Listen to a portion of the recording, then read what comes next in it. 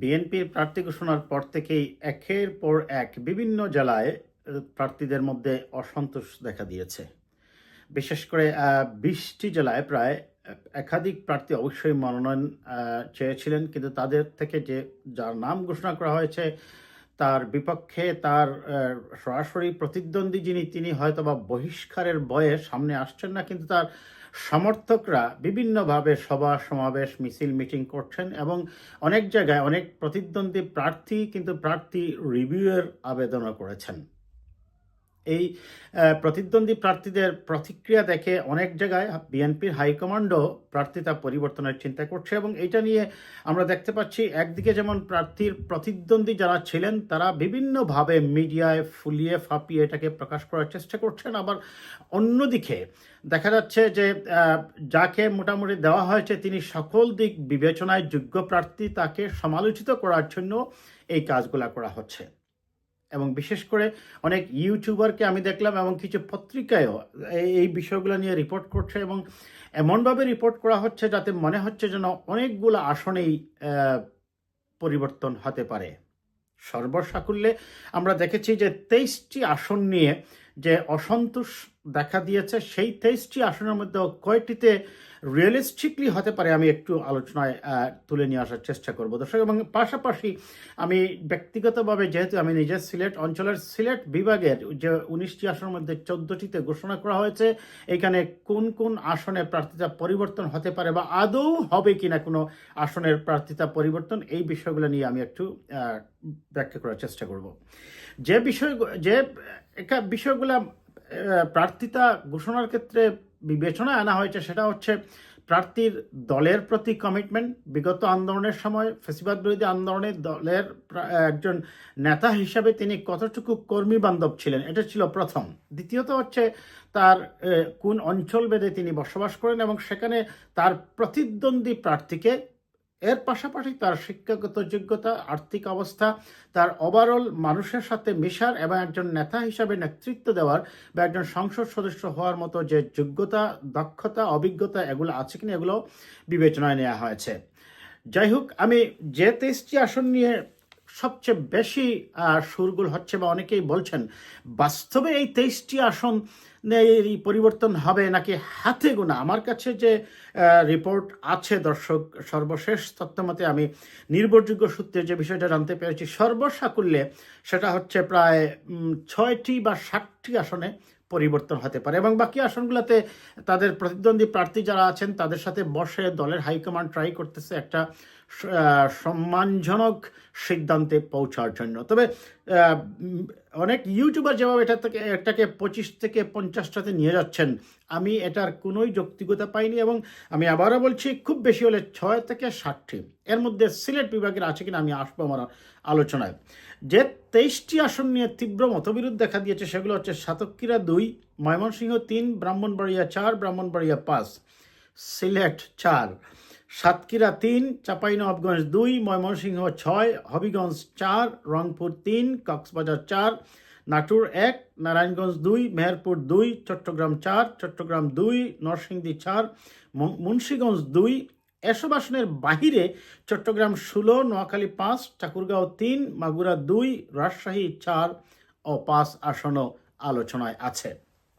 এখানে একটা জিনিস বলা ভালো দর্শক, এই প্রার্থিতা পরিবর্তনের ক্ষেত্রে আরও যে বিষয়টা এসেছে, অন্ততপক্ষে আমি আগেই বলছি এই ২৩টা বা ২৫টা যারা বলছেন এগুলো এত হবে না, হবে ৬ থেকে ৭টি। এই ৬টি আমি মোটামুটি বলতে পারি যে পরিবর্তন হওয়ার সম্ভাবনা মনে করেন 90%, এবং হচ্ছে হয়তো এই ৬টি আসনে। বাকি ১১টি আসন আছে দোদুল্যমান অবস্থা বা অনেকটা, আপনি যদি এটাকে বলতে পারেন রেড সিগন্যাল। রেড সিগন্যালের অর্থ এই নয় যে এটা পরিবর্তনই হয়ে যাবে, এটাও আলোচনা হবে। এখান থেকে আরো ২-১টা আসন হয়তো বা বাড়তে পারে, তবে সেটা কোনোভাবেই ২৫-৩০-এ গিয়ে পৌঁছাবে না, এটুকু নিশ্চিত থাকুন। এই পরিবর্তনের ক্ষেত্রে আরেকটা বিষয় এখানে কাজ করতেছে, অনেক জায়গায় কিছু প্রার্থী দেওয়া হয়েছে তাদের বয়স অনেক বেশি। যেমন একটি আসনে আমি দেখলাম তার বয়স হচ্ছে ৮৮ বছর।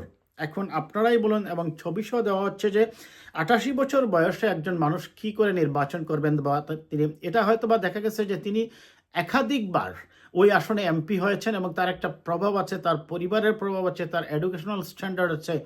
এই বিবেচনায় যে জরিপগুলো চালানো হয়েছিল সেই জরিপের রিপোর্টটা এইভাবে দেওয়া হয়, কিন্তু ওই জায়গায় বয়সটা বিবেচনায় নিয়ে আসা হয়নি। বিদায় এই দুইটি আসনে নিশ্চিতভাবে আমি বলছি যে শুধুমাত্র বয়সের কারণে পরিবর্তন হতে পারে দুইটি আসন। এখানে যদি আমি 237টা দেওয়া হয়েছিল, আপনারা জানেন, এর মধ্যে একটি তালিকা একটি আসনে অলরেডি স্থগিত করা হয়েছে, 236টি আসন আছে। যেমন এখন আসি আমি বিশেষ করে, আমি যেহেতু সিলেট অঞ্চলের, আমি সিলেট বিভাগের যে আসনগুলা দেওয়া হয়েছে দর্শক, আমি এই সিলেট বিভাগের আসনগুলো নিয়ে একটু যদি বলি, আগে আমি সিলেটের কথা বলি। সিলেট 1 এবং 2 পরিবর্তন হওয়ার কোনো সম্ভাবনা নেই। সিলেট 3 নিয়ে অনেকেই যেটা বলছেন, সিলেট 3 আসনে জনাব এম এ মালেককে যে মনোনয়ন দেওয়া হয়েছে, আমার অ্যানালাইসিস হচ্ছে তার সবচেয়ে বেশি দলের প্রতি কমিটমেন্ট, এবং তিনি দলকে দুর্দিনে গাইড করেছেন। এমনকি আমরা দেখেছি যখন শেখ হাসিনা ওয়াজেদ ইংল্যান্ডে আসছেন, তিনি ইংল্যান্ড থেকে এখানে প্রতিরোধের ব্যবস্থা করেছেন। তিনি ইউরোপে গেলে সেখানেও চলে গেছেন তার দলবল নিয়ে, আমেরিকায় গিয়েছেন তার দলবল নিয়ে। পাশাপাশি এখানে আছেন সিলেট জেলা বিএনপির সভাপতি জনাব কাইম চৌধুরী এবং আরেকজন প্রার্থী ব্যারিস্টার আব্দুল সালাম। এইখানে আমার মনে হয় দল যেটা বিবেচনায় নিয়েছে সেটা হচ্ছে যে দলের প্রতি কমিটমেন্ট কতটুকু আছে এইটা, প্লাস জনাব আব্দুল কাইম চৌধুরীকে কোনোভাবেই দলের প্রতি কমিটমেন্ট কম বলা যাবে না, কারণ তিনি জেলা বিএনপির সভাপতি ছিলেন এবং ফ্যাসিবাদ বিরোধী আন্দোলনে সিলেটে সাকসেসফুল আন্দোলনও করেছেন। তবে এই ক্ষেত্রে আমার কাছে যে তথ্য, আমার মনে হয় এখানে প্রার্থী তার পরিবর্তন হবে না, হয়তো অন্য প্রার্থীদের অন্যভাবে মূল্যায়ন করা হতে পারে। আবার যদি দল সিদ্ধান্ত নেয় চূড়ান্ত মুহূর্তে, সেটা হতেও পারে। সিলেট 4, এই সিলেট 4 আসনটা নিয়ে এক ধরনের দুম্রজল শুরু হয়েছে। সিলেট 4 আসনে প্রথমে জনাব আরিফুল হক চৌধুরী যাননি, অন্যান্যরা ছিলেন জনাব বদরুজ্জামান সেলিম, জনাব মিফতাহ সিদ্দিকী এবং একজন উপজেলা চেয়ারম্যান সহ, এবং এখানে আরেকজন বিএনপির নেতা উনি জামান, ওনারা ওই জায়গায় গিয়ে প্রার্থিতা চেয়েছেন। কিন্তু হঠাৎ করেই যখন জনাব আরিফুল হককে বলা হলো যে দল থেকে ওইখানে মনোনয়ন দেওয়া হয়েছে, এরকম একটা কথা আমরা শুনলাম, বাজারে রিউমার বের হলো। যদিও পরবর্তীতে সেটা বলা হলো যে দল থেকে আনুষ্ঠানিকভাবে তাকে ওই জায়গায় দেওয়া হয়নি। তার ওই ঘোষণার সাথে সাথেই এই একটা জিনিস বাজারে আমরা দেখলাম যে রিউমার ছড়িয়ে গেছে, সেটা হচ্ছে যে হয়তোবা তিনি যেহেতু এর আগে মেয়র ছিলেন একাধিকবার, এবং ওই মেয়র ক্যান্ডিডেট হওয়ার পাশাপাশি আরেকজন প্রার্থী জনাব বদরুজ্জামান সেলিমকে আমরা দেখলাম যে তিনিও মেয়র প্রার্থী ছিলেন, এবং তাকে সম্ভবত 2 বার দলের হাইকমান্ড বুঝিয়ে বা সান্ত্বনা দিয়ে হোক, যেভাবেই হোক বসিয়ে দিয়েছেন। একটা রিউমার চলে আসলো যে জনাব আরিফুল হককে ওই জায়গায় দিয়ে সম্ভবত বদরুজ্জামান সেলিমকে মেয়র হিসাবেই হয়তো বা এই জায়গায় সেট করা হবে। কিন্তু আমার পার্সোনাল, যাই হোক, সেই জায়গায় যখন মেয়র আরিফুল হক সাহেবকে দেওয়া হলো, একটা রিউমার বলেন বা মানুষের একটা পারসেপশন চলে আসলো, হয়তোবা জনাব আরিফুল হককে সিলেট 4 থেকে নির্বাচিত হয়ে আসলে তাকে আমরা মন্ত্রিসভার সদস্য হিসাবেও দেখতে পারবো।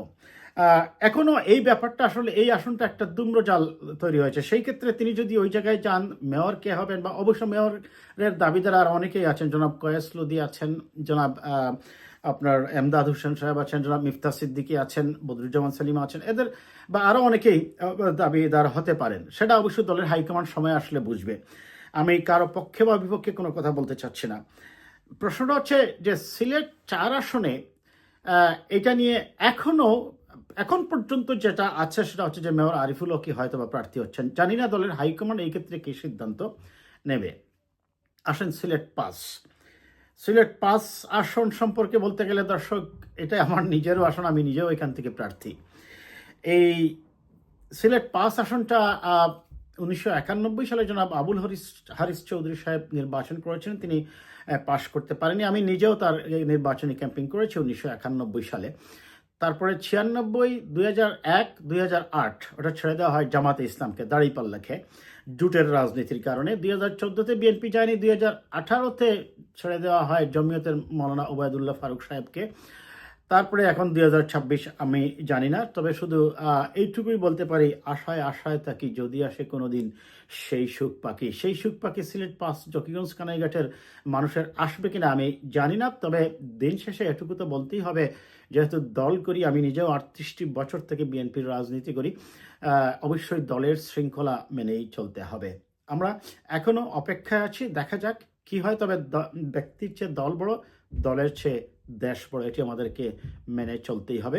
তবে আমি নিজেও প্রত্যাশা আছি, আমার বিশ্বাস দল মূল্যায়ন করবে এবং এখানে যোগ্য একজন প্রার্থীকেই মনোনয়ন দেবে বলে আমার বিশ্বাস। সিলেট ৬ নিয়ে আমি দেখছি যে অনেকেই রিবার কথা বলছেন, অনেকে বলছেন প্রার্থিতা। দেখুন, সিলেট ৬-এ যে বিষয়টা হয়েছে, আমার অ্যানালাইসিস হচ্ছে, যাকে মনোনয়ন দেওয়া হয়েছে তিনি নিঃসন্দেহে ফ্যাসিবাদ বিরোধী আন্দোলনের রাজপথের একজন সক্রিয় কর্মী, একজন সক্রিয় যোদ্ধা এবং একেবারেই রাজপথের মাঠ থেকে উঠে আসা একজন পুড় খাওয়া নেতা। এবং তাছাড়া তার আরেকটা প্লাস পয়েন্ট হচ্ছে, তিনি সিলেট জেলা বিএনপির রানিং সেক্রেটারি। সেই হিসাবে এই আসনেও অনেকে প্রত্যাশা করছিলেন, এবার আমি নিজেও প্রত্যাশা করছিলাম হয়তো বা প্রার্থী তালিকায় অন্য কোনো একজনের নাম দেখতে পাবো, এই ধরনের একটা জোরালো গুঞ্জন ছিল মানুষের মধ্যে। কিন্তু দল হয়তো দলের প্রতি বা মাঠে থেকে যিনি কাজ করেছেন সেটাই মূল্যায়ন করে হয়তো বা তাকে দিয়েছেন, তিনি অবশ্যই যোগ্য। অবশ্যই এখানে একটা জিনিস বলা ভালো, সিলেট ৬-এ কিন্তু অনেক হেভিওয়েট প্রার্থী আছেন। শুধু জনাব এমরান আহমেদ চৌধুরী বা ফয়সাল আহমেদ চৌধুরী বা শামীম ভাই কিংবা আপনার মনে করেন ডক্টর এনামুল হক ছাড়াও আরও অনেকে প্রার্থী আছেন। তবে এই ৪ জনকে আমরা যদি খুব শক্ত প্রতিদ্বন্দ্বী ভাবি, এর মধ্য থেকে দলকে তো কাউকে না কাউকে একজনকে তো সিলেক্ট করে নিতে হবে। দল হয়তো সেই কাজটাই করেছে। তবে এটা হতে পারে সিলেট বিভাগের ১৯টি আসনের মধ্যে যে ১৪টিতে ঘোষণা করা হয়েছে, বাকি ৫টার মধ্যে বিশেষ করে যেগুলোতে ঘোষণা করা হয়েছে, এই যে সুনামগঞ্জের একজন প্রার্থী কামরুজ্জামান কামরুল বুধে ওনার নাম, সম্ভবত, আমি আবারও বলছি, সম্ভবত ওনার আসনে প্রার্থিতা রিভিউ হতে পারে। আরেকটি আসন আছে হবিগঞ্জের একটি আসন, এটা নিয়ে অবশ্য দোদুল্যমান অবস্থা আছে দর্শক, প্রার্থী পরিবর্তন হবে কি হবে না 50-50 চান্স। তবে আমি যেটা পেয়েছি খবর, হওয়ার সম্ভাবনা ক্ষীণ। যেটা একমাত্র সিলেট বিভাগে হতে পারে সেটা হচ্ছে সুনামগঞ্জের এই কামরুজ্জামান কামরুলের এই আসনটি। তিনি একজন অত্যন্ত জনপ্রিয় এবং তার যে মানুষের তার প্রতি যে রিয়াকশন আমরা দেখতে পাচ্ছি বা তার প্রতি যে ভালোবাসা এবং জনগণের যে মানে বেশ বিশাল বড় বড় শোডাউন তিনি করছেন, সেটা হয়তো বা একটি নিয়ামক হিসেবে কাজ করতেছে। এবং তবে এইটুকু কিন্তু নিশ্চিত নয়। কাজেই সিলেটের যে 6টি আছে, আমি মনে করি এই 6টাতে পরিবর্তনের সম্ভাবনা নেই অলমোস্ট। সুনামগঞ্জের একটি হতে পারে, হবিগঞ্জে হতে পারে, হতে পারে আমি বলছি। কাজেই যারা এই ইউটিউবে ভিউ বাড়ানোর জন্য এই নানাভাবে এই বিচার বিশ্লেষণ করছেন, আমি মনে করি ওভারঅল সারা দেশে, আমি বটম লাইন টানবো, এটা সারা দেশে এটা হার্ডলি 60টি আসন বা খুব বেশি হলে 10টি আসনে হতে পারে, কোনোভাবে এটা 30টা 40টা 50টাতে যাচ্ছে না। কাজেই দল, আমি শেষ করবো এটা বলে, দল যাকেই মনোনয়ন দেয়, কারণ নির্বাচন যদি মনে করা হয় যে খুব সহজ হয়ে যাবে, তাহলে বোধহয় আমরা ভুল করব। নির্বাচনে বিএনপির বিজয় নিশ্চিত করার জন্য যাকেই মনোনয়ন দেওয়া হবে তার পক্ষে সকল প্রতিদ্বন্দ্বী প্রার্থীকে আমি মনে করি মান অভিমান সব কিছু ভুলে গিয়ে মনোনীত প্রার্থীর পক্ষেই কাজ করতে হবে, যাতে করে আমরা আমাদের বিজয়টাকে গড়ে তুলতে পারি। আজ এই পর্যন্ত।